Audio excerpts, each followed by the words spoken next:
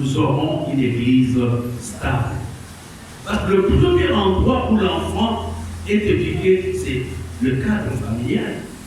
Il regarde son papa, comment son papa traite sa maman, et vice-versa. Donc les enfants, le premier endroit où ils reçoivent l'éducation, ce n'est pas à l'église, c'est dans leur famille.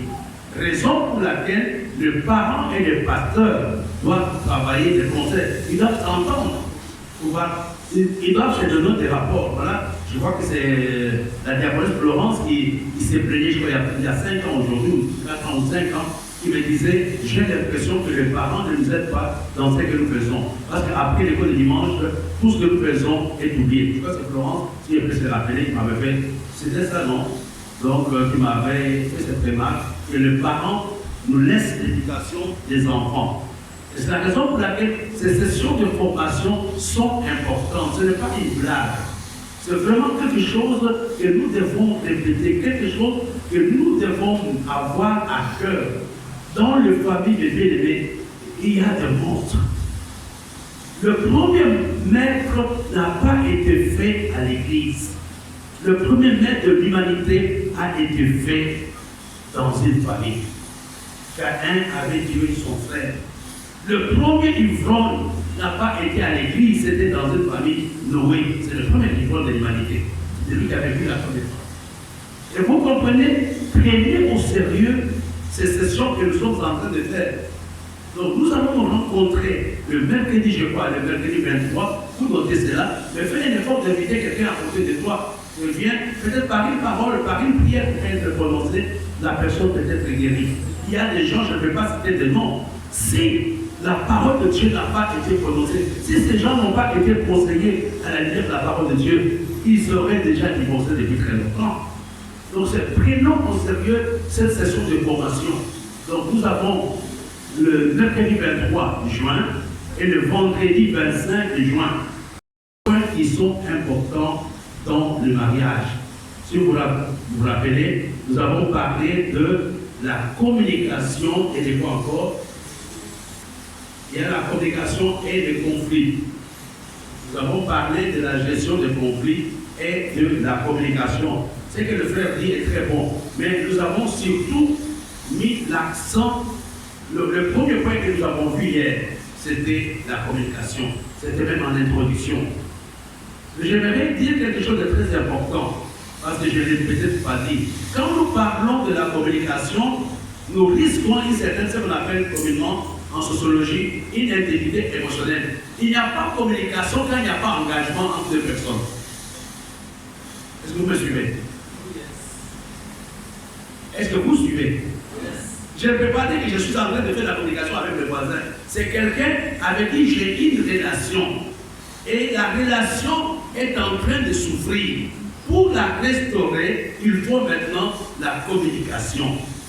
Donc, la communication, c'est une prise de risque par rapport à ce que j'appelle l'intimité émotionnelle.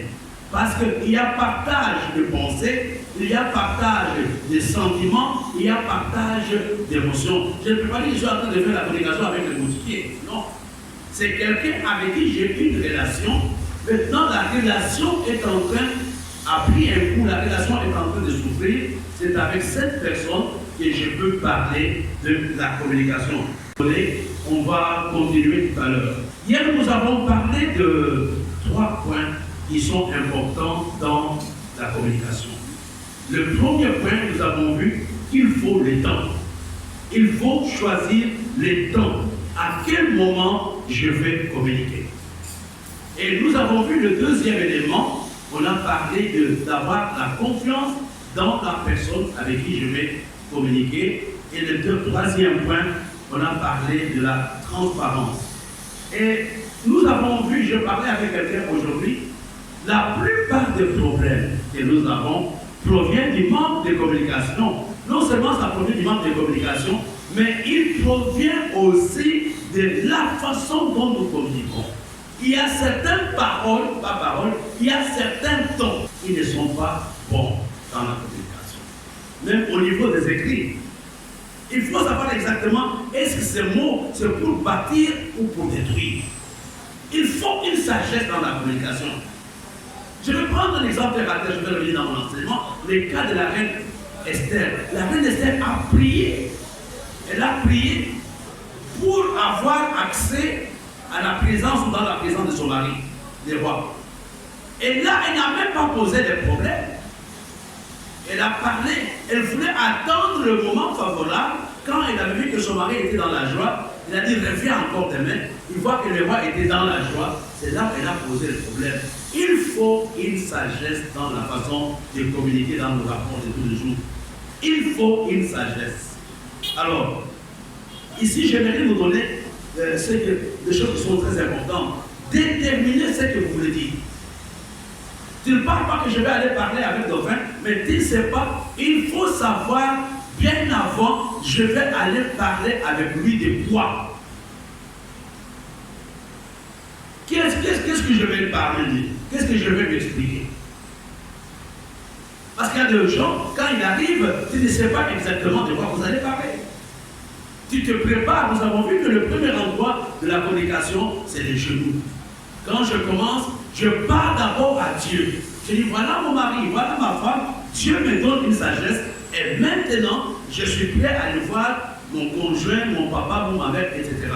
Mais vous devez savoir exactement qu'est-ce que vous voulez aller dire. Parce que si vous ne savez pas ce que vous allez dire, au lieu d'avoir la réparation ou la restauration de l'unité, vous allez encore créer un autre problème. Est-ce que je vais aller faire des propositions? Est-ce que je vais aller faire ceci? Je vais aller faire cela? Tout cela, il faut savoir bien avant. Et la deuxième chose, de quelle façon je vais lui présenter ça? De quelle façon je vais aller lui présenter mon problème? La façon de proposer le problème joue sur la communication. Et si j'ai noté quelques points que je peux vous donner, est-ce que je vais aller avec enthousiasme? Je vais aller avec enthousiasme. Je vais présenter mon problème avec tristesse. Je vais présenter mon problème avec conviction. Je vais présenter mon problème avec déception. Ou je vais présenter mon problème avec encouragement. Il faut savoir exactement comment tu veux parler à ton interlocuteur. Comment tu veux parler à la personne. Et dans la plupart des cas, nous avons le même ton. Ou bien on veut demander service, mais on gronde. On veut demander service, mais on insulte. On veut demander service, mais on humilie. Mais nous devons savoir quel est le ton qui convient pour présenter ces dossiers. Quel est ce ton que je dois utiliser pour que mon mari, pour que ma femme accepte mon projet? C'est la raison pour laquelle nous avons vu hier qu'une femme sage bâtit sa maison. Alléluia. Et non seulement comment je vais présenter, la première chose, qu'est-ce que je vais dire? Deuxièmement, comment je vais dire? Troisièmement, qui est important, et j'ai trouvé important, à quel moment je vais dire mon problème. Je vais poser mon problème. Ici, j'ai noté 4 petits problèmes. Premièrement, est-ce que je vais lui parler avant ou après le repas? Et là, c'est toi-même, on ne peut pas te dire que pose ton problème avant le repas. Deuxièmement, est-ce que je vais lui parler pendant la détente quand on regarde la télévision? Troisièmement, est-ce que je vais lui parler au coucher quand on va dormir ou bien je vais le réveiller le matin pour parler? Quatrièmement, je vais lui parler en présence des enfants ou bien quand nous serons seuls. Et dernièrement, est-ce que je peux lui parler quand nous sommes dans la voiture?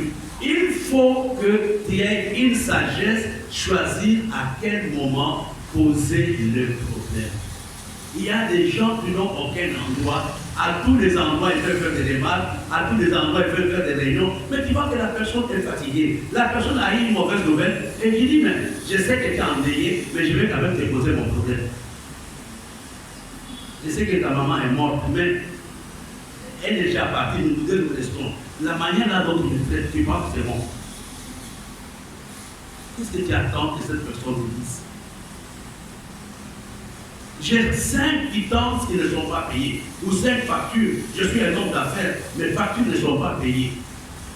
J'ai travaillé à gauche, à droite, à Bafoussam, j'attends qu'on puisse me payer. Et je rentre, je te dis, chérie, vraiment, jusqu'à présent, nos partenaire là ne veut pas payer. Il a dit, oui, oui, là, je suis au courant. Et tu me payes dans ma nouvelle boîte. Parce que toi, tu es chiche. Donc, il faut savoir exactement à quel moment de la journée, à quel moment du mois, quelle est la saison, quel est le moment qui convient pour pouvoir communiquer, pour pouvoir plutôt communiquer avec celui qui a été au conseil. Alors ici, j'ai relevé quelques petits points avant de revenir à notre enseignement. 10 points qui sont très importants dans la communication. Le premier point qui est très important, ne parlez pas sous les coups de la colère. Ne prenez aucune décision sous les coups de la colère, vous risquez de regretter. On regarde un peu ensemble dans les deux Jacques 1, verset 19. N'accomplis pas la justice. Lent à se mettre en colère. Ne dis pas non, c'est comme ça que Dieu m'a créé. Non, sinon Dieu n'allait pas dire soyez lent en colère. Il dit lent à parler, lent à se mettre. Alors ici, la question que nous devons nous poser est de savoir pourquoi les gens se mettent en colère. La première chose, pourquoi les gens se mettent en colère, nos désirs et nos droits ont été violés. Et la deuxième raison pour laquelle les gens se mettent en colère, quand leurs attentes ne sont pas comblées. Troisième raison, c'est maman elle a dit qu'elle a donné la troisième raison, les gens se mettent en colère quand ils sont blessés. Premièrement, la première raison de la colère, ce sont les droits et les désirs qui sont violés. Deuxième raison, c'est les attentes non comblées. Et troisième raison, c'est quand je suis blessé. Et là encore, on revient à le passé que Clarisse a donné et Maman Thérèse. Et souvent, c'est notre moi quand il est touché. Notre moi. Pourquoi tu as parlé de ça? Il y a une maman, je crois que je l'ai vu dans la salle, qui m'a parlé comment on a agressé son petit-fils. Pour quelle raison? Simplement, le voisin sont mis le taper parce que le voisin aurait appris qu'on a mal parlé d'eux. Ils ont failli tuer l'enfant. Vous voyez, des choses terribles que nous vivons aujourd'hui dans la société. La deuxième raison, je ne sais pas si vous avez déjà vécu cela, mais les premières raisons avec les 3 petits points, mais la deuxième raison pour laquelle les gens se mettent en colère, on veut maîtriser la situation. On veut prendre le contrôle de la situation. Et quand on n'a pas d'explication à donner, on se cache derrière la colère. En fait, on veut imposer sa volonté ou son autorité. Tu es rentré tard chez toi, ta femme te demande tu étais où, tu t'énerves, ton mari te demande tu étais où, est-ce que je suis, toi tu es devenu là mon gardien. Et tu les mets dans une position de peur. Ne gère pas l'ambiance d'une maison avec la colère. Ne soyez pas des bocaux à rendre dans vos maisons. Il y a des gens qui sont vraiment des terroristes. Quand ils rentrent, c'est tout le monde qui s'était. Ils rentrent, la première chose, ils arrêtent la télévision au lit. Donc je sais que la deuxième raison, c'est contrôler, imposer sa volonté, dominer l'autre. On se cache derrière la colère pour qu'on ne puisse pas te poser des questions. Parce qu'on veut, pour que tu ne rendes pas tes comptes. Je vais vous dire, il y a certains types de colère qui cachent notre faiblesse.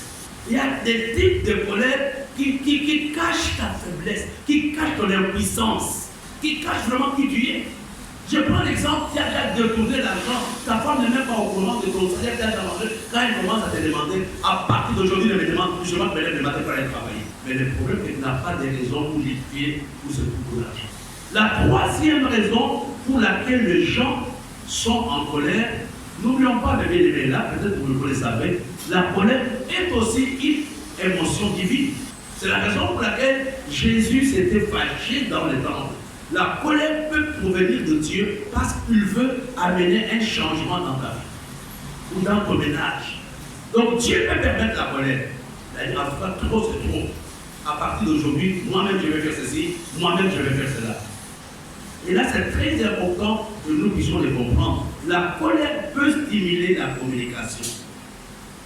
La colère peut pas stimuler. La colère peut inciter quelqu'un à se remettre en cause, à améliorer, à changer les choses qui ne marchent pas dans sa relation. Et là, c'est important que nous puissions le comprendre. des problèmes que j'aimerais vous montrer avant de continuer notre enseignement. Nous devons faire attention à la colère. Il n'y a pas de vertu dans la colère. Tu peux attraper même la crise cardiaque. J'ai connu maman et puis il y a peut-être aujourd'hui qui depuis en 9 ans, à cause de la colère, elle a failli mourir. On a enlevé de la maison rapidement parce que c'était fâcheux. Quelles sont les choses que la colère peut provoquer? La première chose, la colère peut provoquer l'amertume. Et cette amertume peut t'amener au ressentiment. Il y a des couples, il y a des familles où les gens se détestent réellement. Et une autre conséquence de la colère peut amener la dépression. Tu deviens dépressif. Tout t'énerve, tu commences à te fâcher pour un petit oui ou pour un petit non. Et le troisième point, il faudra atteindre la colère peut te mettre en conflit avec Dieu. Et n'oublions pas que c'est à cause de la colère que Moïse n'est pas arrivé à la destination. Frère, quand il y a un conflit, vous savez, il y a une façon de gérer les conflits. Quand les conflits arrivent, ne faites pas semblant comme si le conflit n'existait pas. C'est une erreur dans la gestion du conflit. Ne faites pas semblant comme si le conflit n'existait pas. Il faut prier que Dieu vous donne la capacité de le gérer. Il y a des gens qui vivent dans ce que j'appelle les dénis du conflit. Ils ne veulent pas ouvrir les yeux sur leur conflit. Ils font semblant comme si tout marche bien. Et quelle est la conséquence de cette attitude? On rejette l'autre. Donc quand j'ignore le conflit, je fais semblant comme s'il n'y a pas de problème, ça signifie que dans mon cœur, il n'existe plus. C'est la raison pour laquelle il est important toujours quand il y a un conflit de demander la sagesse de Dieu pour voir comment les gérer. Jouer au déni du conflit n'aide pas. Il dit non, je préserve la paix. Mais tu préserves la paix, mais tu es en train de te détruire. Non, je ne veux pas parler de ces problèmes de gens. Je ne veux plus en parler avec elle. C'est fini. Moi, j'ai déjà mis une croix dessus. Oui, tu as mis la croix dessus. Ça signifie qu'il dit tout simplement, il n'existe plus. Tout ce qu'il veut faire qu'il fasse. Ignorer le conflit, c'est rester dans le conflit, et c'est rester dans l'amertume, et c'est rester dans la tristesse, et c'est couper la communication. Et je te dis que ignorer, te comporter comme si le problème n'existait pas, est plus meurtrier qu'aborder le problème. Il faut l'aborder, quelles que soient les conséquences. Il faut avoir le bras d'en parler. Et c'est la raison pour laquelle nous avons ces sessions de formation. On va revenir là-dessus après. Je disais, je vais vous donner 10 points de comment communiquer. Donc c'est un résumé des choses que nous avons vues hier. La première chose, ne parlez pas sous les coups de la colère. Et tout à l'heure, j'ai ouvert une parenthèse par rapport à la colère. Deuxième point, parlez calmement. Ne criez pas quand vous êtes en train de parler avec votre interlocuteur. Parlez calmement, prenez votre temps, prononcez les paroles calmement, parlez calmement, ayez le temps de parler. Parlez calmement. Ce n'est pas facile ce que je dis, mais c'est la raison pour laquelle j'ai commencé par demander l'aide de Dieu. Il y a des gens, quand ils parlent, c'est tous les quartiers qui ont un problème. Le troisième problème, pas le problème, la troisième chose dans la communication, il faut relativiser la situation. Donc, relativiser la situation. Ça signifie quoi? Prenez le problème du bon côté. Ne voyez pas seulement le problème du mauvais côté. Ma femme est rentrée en retard, certainement elle est en panne, mais souvent qu'est-ce que le diable dit? Non, ta femme est rentrée en retard, elle a un rendez-vous au niveau de la papalasse. Prenez les choses du bon côté. Ça vous aide dans la gestion des conflits. Et vous savez, le diable dramatise donc vous. Donc la femme elle est comme ça, elle a trouvé quelqu'un qui est mieux que moi. S'il ne veut plus de moi qu'elle parte, moi je suis fatigué. Non, pourquoi tu ne peux pas voir qu'elle est fatiguée? Pourquoi tu ne peux pas savoir qu'elle n'a pas envie de se donner à toi parce qu'elle sait? Pourquoi tu ne peux pas savoir que son corps ne répond pas? Pourquoi tu vois simplement qu'elle a un mépris ou un dégoût de ta personne? Prenez les choses du bon côté. Mais si nous commençons à prendre les choses du bon côté, on aura de moins en moins les conflits dans nous. Au lieu de voir la colline, il faut voir la plaine. Au lieu de voir la vallée, il faut voir la plaine. Mais le diable amplifie nos situations. Le diable dramatise nos situations. Le quatrième point, Là, c'est important, je parle à quelqu'un maintenant. Dans la communication, évitez d'accuser l'autre. Je ne t'ai pas appelé pour m'accuser, je t'ai appelé pour qu'on répare ce qui a été cassé. Mais dans la plupart des cas, dans la communication, on commet une erreur, on commence à présenter des accusations. Dans la communication, il n'y a pas d'accusation. Vous pouvez parler de votre problème sans accuser l'autre. Chérie, je me sens seul quand tu n'es pas là. Chérie, vraiment, je souffre. Je n'ai qu'une seule robe. Est-ce que tu ne peux pas me trouver une autre robe? Chérie, il y a ceci, cela. Bon, les autres, je suis enfermé. Pourquoi tu ne peux pas faire un effort déjà et te promener? Voilà, depuis que tu m'as écouté, tu m'as fait combien de robes? Depuis que nous sommes là, tu rentres toujours à minuit. Moi, je me sens seul ici. C'est toi qui m'as amené ici. Là, c'est l'accusation. Et le style accusation n'aide pas la communication. Et il y a aussi une autre façon d'accuser. J'allais dire quelque chose, ça va te blesser, mais j'avale ça. Parce que toi, je te connais, ça va encore créer d'autres problèmes. On se connaît, c'est seulement là qu'on se connaît. Je ne vais pas parler, j'avale. La personne qui t'a écouté va maintenant développer un sentiment de ressentiment vis-à-vis de toi. Et donc, cette femme baissait ton attitude dans son cœur. Au lieu que vous soyez soudés, vous allez encore casser. C'est la raison pour laquelle vous devez avoir la sagesse dans la façon de communiquer. Cinquième point, qui est très important dans la communication, il faut reconnaître aussi ses erreurs. J'étais à Paris, il y avait un pasteur qui passait par des moments très difficiles, très difficiles. Et je rencontrais sa femme. Et j'étais convaincu que sa femme allait me dire, non, vraiment, ton frère, mon mari a fait ça. Mais quand j'ai rencontré cette femme, qu'est-ce qu'elle m'a dit? Tu as appris ce qui s'est passé? Elle m'a dit, oui, je suis au courant. Elle m'a dit, je pense qu'il y a une part de ma responsabilité. Je n'ai pas aidé mon mari, je n'ai pas été proche de lui. C'est la raison pour laquelle il y a eu tous ces problèmes. Et j'étais surpris de voir la maturité de cette femme qui reconnaissait aussi une partie de problèmes ou de fiasco qui est arrivé dans la vie. Il faut, dans la communication, reconnaître aussi sa part de responsabilité. Non, le bishop fait ceci, tu fais ça, et toi tu m'as aidé comment? C'est plus facile d'accuser. On ne fait pas ça, on ne fait pas ça. Mais il n'y a pas ta part là-bas. Est-ce que le bishop a dit ne faites pas, n'allez pas évangéliser? Le bishop a dit ne faites pas ceci, tu ne le vois même pas. Mais tu vas l'accuser. Il faut reconnaître. Vous savez, dans la vie, c'est une parenthèse.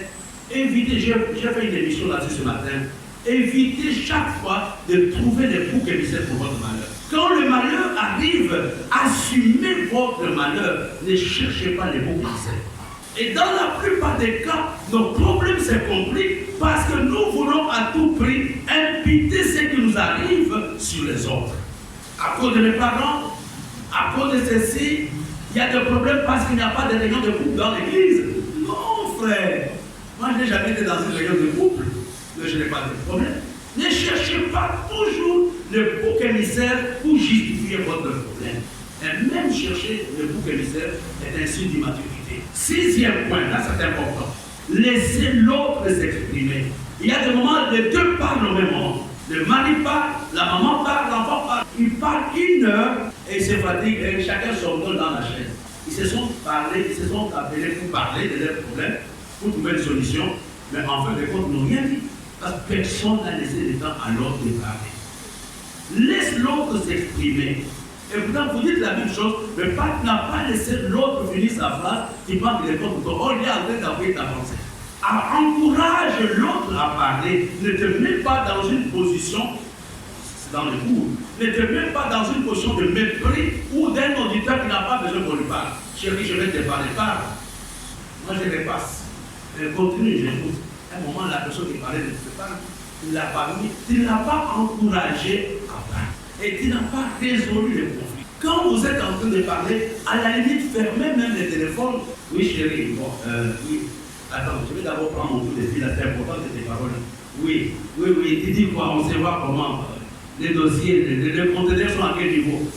Et l'autre, quand il finit, tu disais même quoi? Tu n'as jamais vu les dossiers. Est-ce qu'il y a des gens qui vivent des choses pareilles? Hein? Il y a des gens, tu n'as plus envie de continuer à parler. Il te met tellement bien, il laisse la défensive. Laisse l'autre s'exprimer. Le 7e point dans la communication, ne laissez pas accumuler de tensions. Quand il y a une tension, essayez de les résoudre immédiatement ou quelques jours après. Ne laissez pas une tension par tension. Il y a la tension de janvier qui n'est pas encore arrivée, la tension de février, de mars, et vous vous les trouvez avec 50 tensions, vous allez les gérer comment? Ne laissez pas accumuler vos différentes tensions. C'est la raison pour laquelle la Bible nous dit quelque chose. Okay? Ne laissez pas voir. Le soleil s'est couché sur votre colère. Et il y a des gens qui violent cette parole. Pendant un mois, tu as des choses contre ton mari. Pendant un mois, tu as des choses contre ta femme. Et tu viens à la Sainte Seine. Et vous priez ensemble. C'est que Dieu vous a invoqué quand vous ne vous parlez pas. Mais vous priez dans la même église. Vous êtes dans le même département. Vous êtes tous des anciens, vous êtes tous des pasteurs. Mais vous ne vous parlez pas. Vous suyez la maison de Dieu. Ne laissez pas accumuler les tensions. La Bible dit que si tu as quelque chose contre ton frère, laisse ton offrande là. Va d'abord te réconcilier avec ta femme ou ton mari avant de venir faire l'offrande. Le 8e point qui est important, là je vais poser la question aux gens.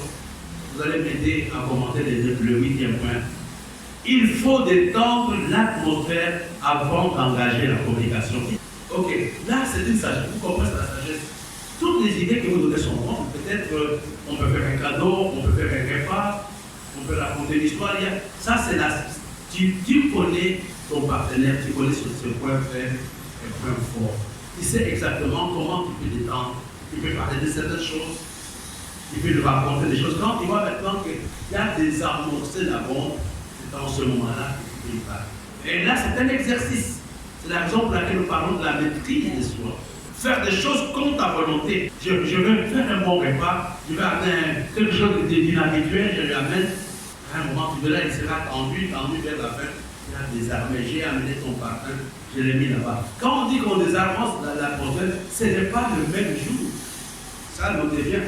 Ça peut faire 2 jours, 1 semaine. Et quand on voit que le terrain maintenant est bon, là alors nous passons à la communication. Il faut détendre l'atmosphère. Le 9e point dans la communication qui est très important, accepter de faire les compromis. Vous avez le gros problème. Le matin, j'ai prêché quelque part où je disais, dans la vie, il faut être ferme mais flexible. C'est accepter de faire le compromis. Trouver la juste mesure. Dis pas non, moi j'ai déjà décidé comme ça, moi je suis un homme rangé, je n'aime pas qu'on me dérange, qu'on n'entre pas dans ceci, cela. Non frère, ça ce n'est pas la vie. Il y a des choses que tu as faites, parce que n'oublie pas que tu n'es plus seul. Il y a des gens qui veulent se comporter dans le mariage avec la même attitude et comportement qu'ils avaient quand ils étaient célibataires. Et c'est souvent ça le problème. Tu deviens marié, tu n'es plus seul, tu as une autre personne qui est entrée dans ta vie, mais tu veux te comporter comme un vieux bon garçon qui n'a de compte à rendre à personne. Je peux vous donner un témoignage. Dans cette église il y a quelques années, il y avait le monsieur qui ne voulait pas que sa femme vienne à l'église. C'était très très tendu. Le monsieur disait qu'il était un catholique engagé. Et vers la fin, j'ai dit à la femme, et le monsieur a dit, je ne peux plus t'aider à ton église, il faut que tu m'accompagnes dans mon église, à l'église catholique. La femme a dit, niet, je ne parle pas. Et vers la fin, j'ai dit à la femme, va lui dire que tu vas l'accompagner là-bas, et lui aussi t'accompagne. Vous allez vous alterner de semaine. Et le monsieur avait accepté, même s'il ne venait pas, mais la femme commençait à venir jusqu'au moment où il est parti. Et vous comprenez, dans la vie, il faut trouver, surtout dans une relation, trouver les compromis. Ne soyez pas un homme fermé, ne soyez pas rigide. J'ai déjà dit ça, je ne peux pas changer, même si le pape arrive, c'est comme ça. Avec qui tu veux, personne ne peut changer ma décision. Là, ce n'est pas la vie chrétienne. Et c'est quelqu'un qui ne veut pas que la réconciliation arrive. Trouvez qu'est-ce qui t'arrange et qu'est-ce qui m'arrange. Accepte aussi de perdre. Ne fais pas tout pour gagner. Accepte que tu mettes un peu de ton moi de côté. Et laisse aussi l'autre un peu et sa pensée triomphe. Nous avons la colère parce que nous sommes attachés. Nous sommes, comme je disais hier, la mauvaise compréhension de notre masculinité. Nous pensons que nous sommes infaillibles, nous pensons que nos sentiments sont plus valables que les sentiments des autres. Nous sommes les centres de nous-mêmes, et quand tu es le centre de toi-même, tu seras régulièrement blessé.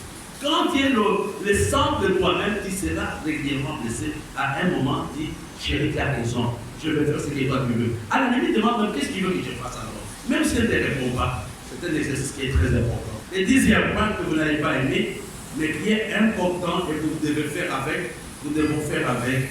Le 10e point, accepte le défaut de l'autre. Accepte les défauts de l'autre. Pas tu ne vas pas les changer. Demande que Dieu te donne la possibilité d'accepter les défauts. Tu ne vas pas changer ses défauts en qualité. Ça, c'est difficile. Il est comme ça. Que Dieu t'aide à surmonter ça. Il te donne la force de surmonter ces défauts. Voilà, frère, un peu ce que nous avons vu hier. À la page 23. Aimez votre femme. On peut y aller. Point 1. Ensemble, à haute voix. Ne criez pas sur votre femme. Lorsque vous parlez, cela la blesse vraiment. Regardons Proverbe chapitre 15, verset 1. Le conflit, c'est la façon de communiquer. C'est la façon de parler qui n'est pas une bonne façon. Tu peux répondre ta femme, c'est ton droit, mais comment tu la réponds? Deuxième point, on peut y aller.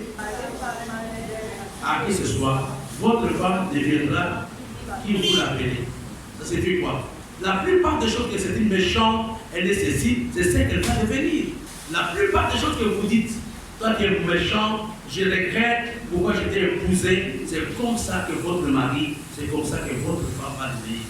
Que ce soit en public ou en secret, essayez de prononcer des paroles positives sur votre épouse. J'ai un démon à la maison, j'ai un porte-malheur, je ne sais même pas pourquoi je me suis marié à une telle femme. Regardons le point 3. Ne partagez pas son amour avec une autre femme, cela s'appelle adultère. L'adultère n'est pas nécessairement physique. Et beaucoup d'adultère, c'est dans le cœur. Vous êtes marié à X, mais dans votre cœur, vous voyez Y. Et vous voyez Y pourquoi? À cause des conflits dans la maison. Point 4. À une autre femme, si l'autre femme était bonne pour vous, Dieu vous l'aurait donné. Il ne faut pas la comparer à une autre. Tu n'as pas vu la femme de mon frère, comment elle est, comment elle embrasse son mari. Et nous ici, on est toujours vraiment, moi j'ai galère, j'ai regrette. Et ton frère t'a dit comment ça se passe chez eux. Tu ne vois que l'enveloppe, tu ne connais pas le contenu. Point 5, allons-y. Elle a beaucoup sacrifié pour être amie. Reprenons encore. Soyez gentil et accueillant. Elle a beaucoup sacrifié pour être amie. Vous savez ça que les femmes vont sacrifier pour être avec nous. Nous pensons même que c'était Naki. Elle aurait un PDG quelque part. Et si elle est là, il faut l'aimer. Non, toujours la même phrase. Lorsque vous êtes dur et irritant, soyez tendre. Soyez tendre. Les femmes n'aiment pas un ton fort. Ce sont des êtres faibles. Crier sur elles n'est pas bon. Il y a plusieurs façons que nous le faisons pas. On crie ou bien on les boude pendant des jours. Point 6. Pour arriver à ce que la femme ne vous cache rien, qu'est-ce qu'il faudra faire? Il faut travailler à la confiance. La confiance comme le mariage, ce n'est pas quelque chose, tout ce que nous vous donnons c'est le modèle, mais ce n'est pas, ça n'arrive pas le même jour. Il y a des choses que vous travaillez, que vous construisez avec le temps. Il y a des choses que vous travaillez, que vous travaillez du jour au jour. Regardons le point 9. Faites-le dans le privé, dans votre chambre. Ne criez pas sur votre femme, que ce soit en public ou en secret. S'il y a des choses, faites-les dans la chambre. Et j'aimerais encore parler aux parents. Ne nous chamaillons pas envers nos vies, en présence des enfants. Et c'est un mauvais héritage. Vous allez vous réconcilier, mais vous avez détruit quelque chose dans la vie de votre enfant. Vous avez laissé un mauvais exemple. Il y a des gens qui ont de mauvais comportements dans le mariage parce qu'ils ont imité leurs parents. Ils voyaient comment le papa tapait la maman. Lui aussi, quand il va entrer dans son mariage, il va taper sa maman, sa femme. Ils voyaient comment sa maman insultait son papa. Elle aussi va insulter son mari. Elle vient te conseiller, maman, mon mari me tape. Mais tu ne sais pas que c'est toi qui l'as légué. Quand il y a des problèmes, maîtrisez-vous. Maîtrisez-vous. Hier, nous avons parlé de la patience. Maîtrisez-vous. Faites en sorte que les parents ne soient pas au courant. Même d'ailleurs, je ne sais pas si ça a changé, même dans les droits, on ne peut pas menotter quelqu'un en présence de sa femme et de ses enfants. Regardons le point 10. C'est un grand sacrifice qu'elle est en train de faire. Ça signifie quoi? Nous devons apprendre à dire merci à nos femmes. Combien elles font? Si vous parlez avec les femmes, on voit beaucoup plus les défauts que les efforts qu'elles font. Ne faites que merci. Merci pour l'enfant, merci pour ceci, merci pour ça. Ce n'est pas dans notre langage, mais on doit changer de langage. Le fait même que tu as accepté, il faut dire merci, ce n'est pas automatique. Il faut que refuser. Regardons le point 11 qui crée aussi beaucoup de problèmes. Toutes les femmes ne peuvent pas cuisiner de la même façon. Appréciez le repas de votre femme. Ta cuisine, j'apprécie la cuisine de ma mère. Là, non, non. Ta petite se prépare bien. C'est trop salé ça. Vraiment, je ne sais même pas. Vous l'arrangez. Vous l'avez blessé et vous récupérez ça. Il faut du temps. Continuons. Il n'est pas facile de faire le repas 3 fois par jour, 365 jours par an pendant des années. Proverbe 13, 31, verset 14, pasteur. Je vais terminer. Regardons le point 12. Vous pouvez y aller. Avant elle. Elle est votre femme. Elle est un avec vous. Elle doit venir avant votre famille. Et je vais vous dire une chose. Ta famille ne peut pas respecter ta femme si tu la protèges. L'image que ta famille aura de ta femme, c'est toi qui donne cette image. Quand elle est bonne, c'est toi qui dois la protéger si tu es une bonne femme, elle est gentille, ainsi de suite. C'est toi qui vends l'image de ta femme dans ta famille.